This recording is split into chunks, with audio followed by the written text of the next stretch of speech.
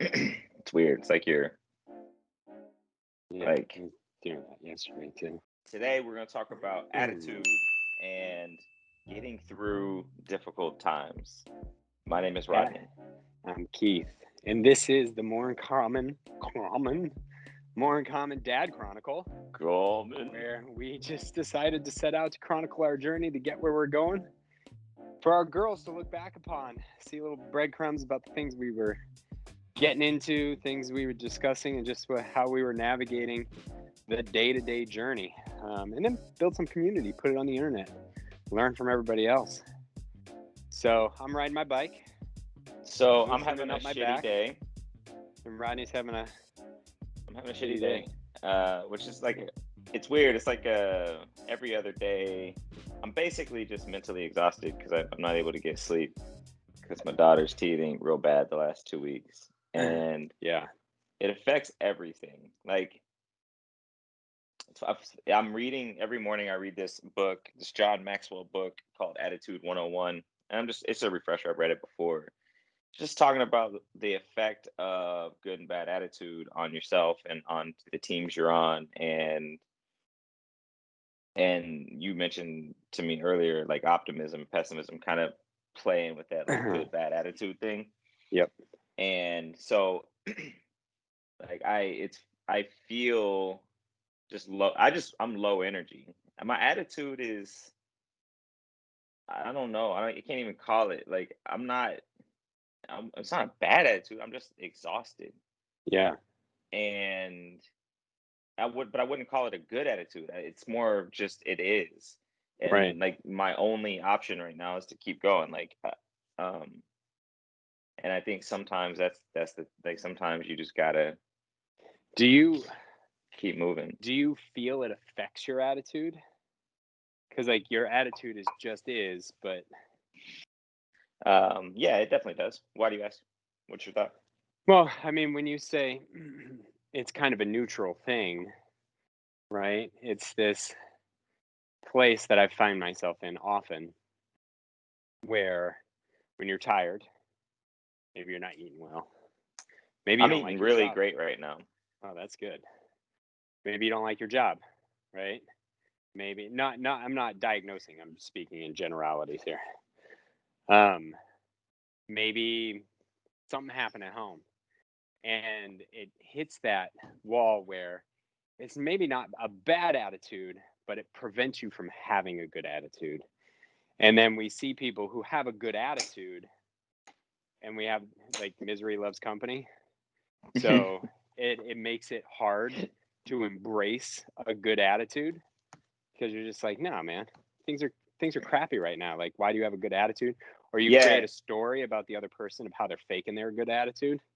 I think And it's sorry, real quick. I think it's yeah, even no, more go. simple. Like what I'm seeing through the morning get after it text that you and me and Derek have Yeah. and the book.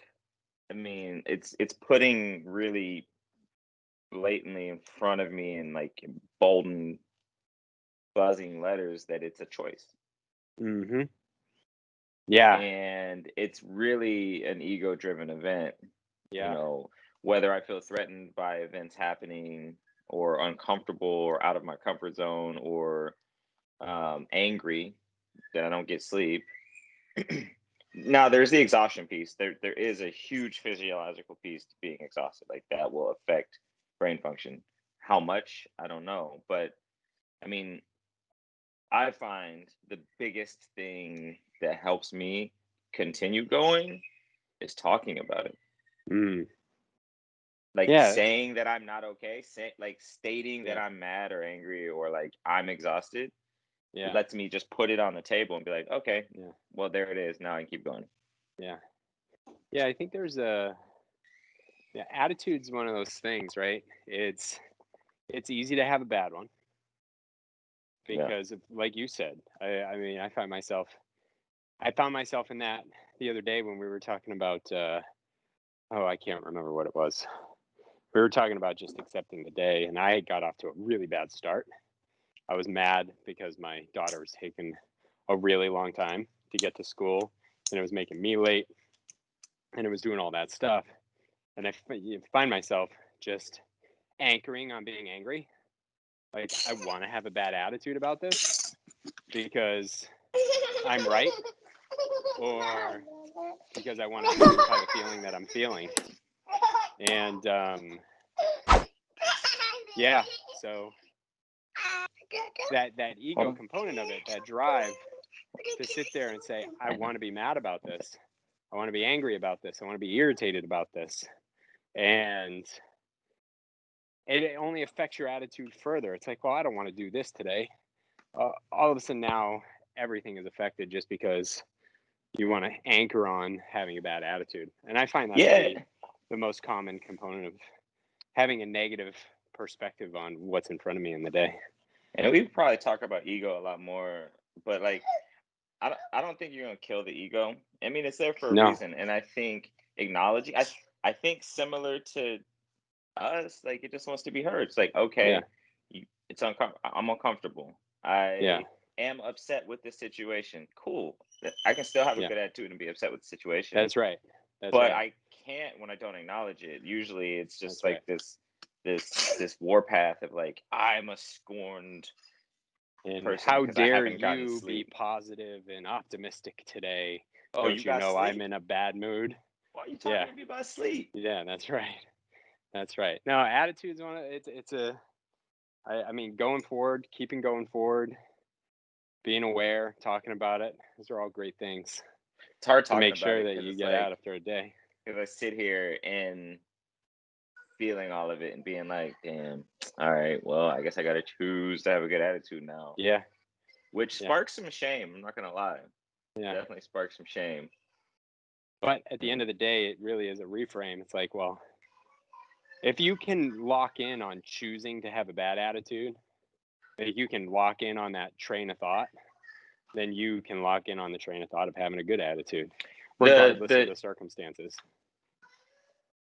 I wonder, I got to start tracking this just in my journal.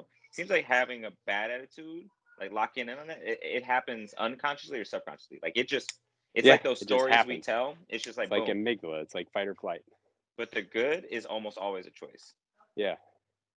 Yeah. The bad. And we accept bad attitude.